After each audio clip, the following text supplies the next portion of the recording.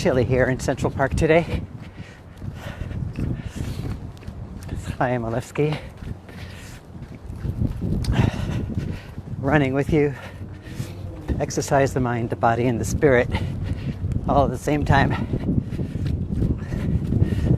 And so, I'm going to share a thought that is related to this past week's Parsha, which is Parsha Shemot,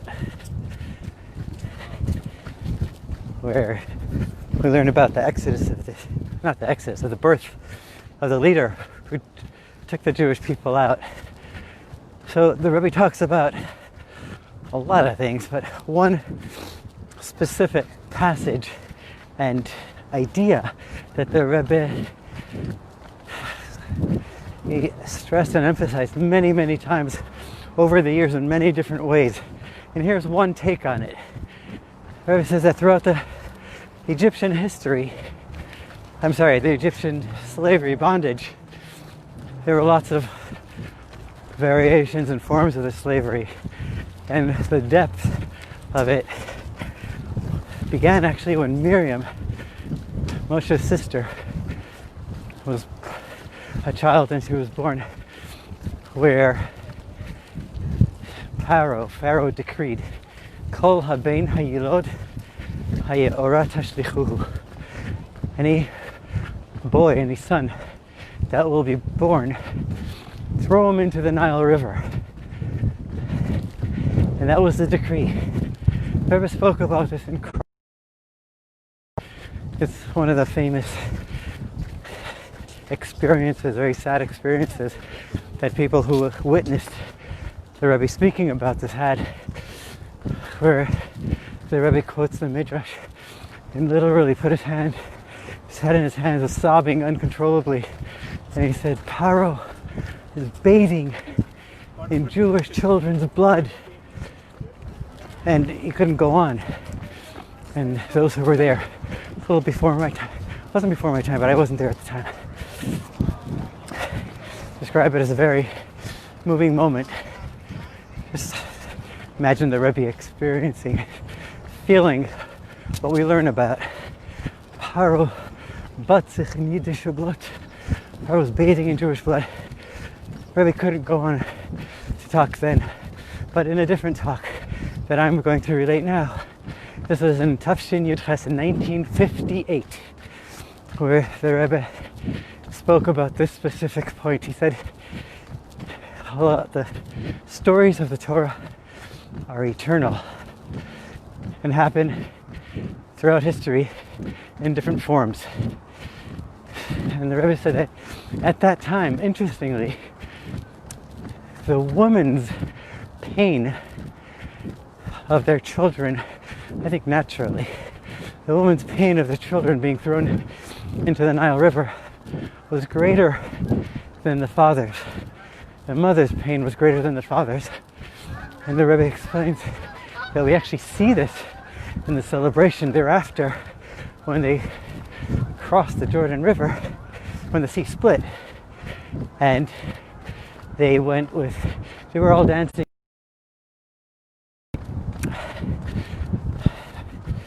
The Torah describes that the men were singing Shira, and the women were dancing and had drums and were percussioning.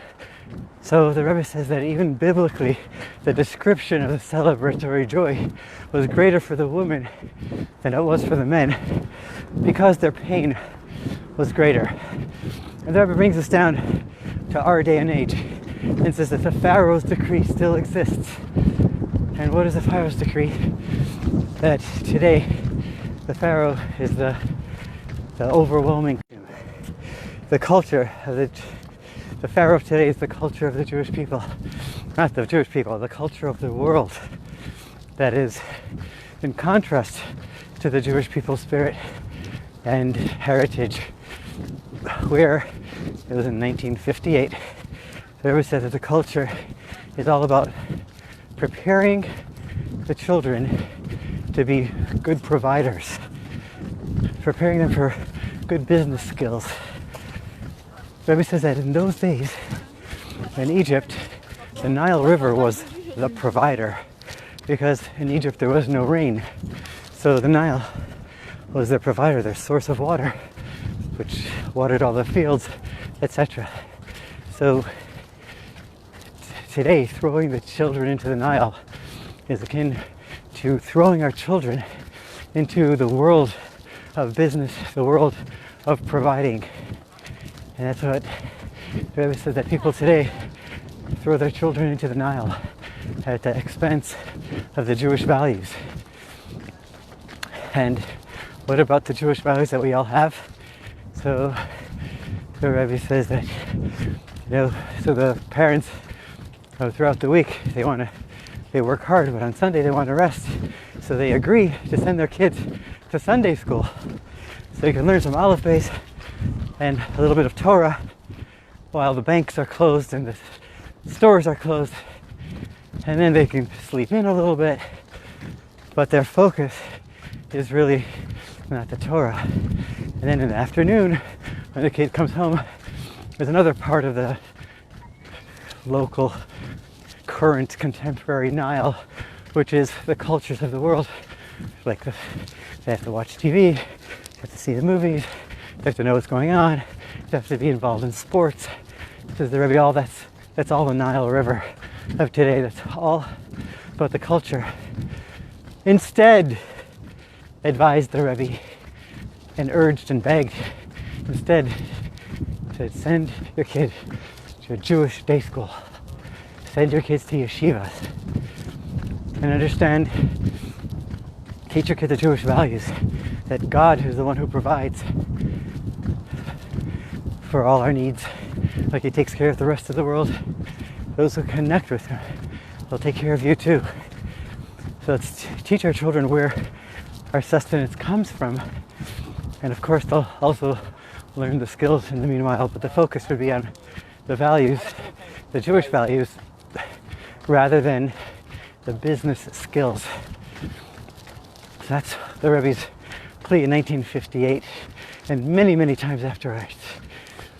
And as I was preparing for this, my wife overheard my murmuring to myself, and she said, in today's developmental psychology, they all agree that the people who focus all their efforts on raising their children primarily to be good business people and successful financial people, they don't end up being happy campers. And everybody agrees today that we need to focus on the whole person and the values of the person for them to be happy for the rest of their lives. So the Rebbe goes on in this theme and says that also today, just like then, the woman, it was the mothers who rejoiced more than the fathers even when their children were saved. So too today, says the Rebbe, the pain of the mothers is greater also. Even today, when a mother sends their child to a Jewish day school or to yeshiva, and the neighbors ridicule her and say, this is ancient stuff.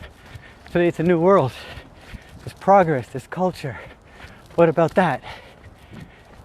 Says the Rebbe, instead of being influenced by them, our Jewish mothers should influence their neighbors and friends and bring them back to the fold, and influence them to send their kids to Jewish day schools and to yeshivas.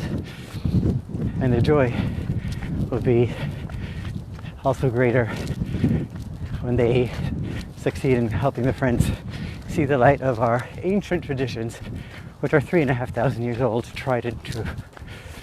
Anyway, that's the story. So there's a Nile River in Egypt, and the Nile River was seen as the sustainer of all things in Egypt. And today, the Egyptians worshipped the Nile, and they said to throw the boys into the Nile, which today means that the culture is telling us to focus on the finances and on the cultures of the world instead of on our Jewish values. Says the Rebbe, we need to get out of the Nile, get out of denial, and get back to our roots. That's the story for today. God bless you.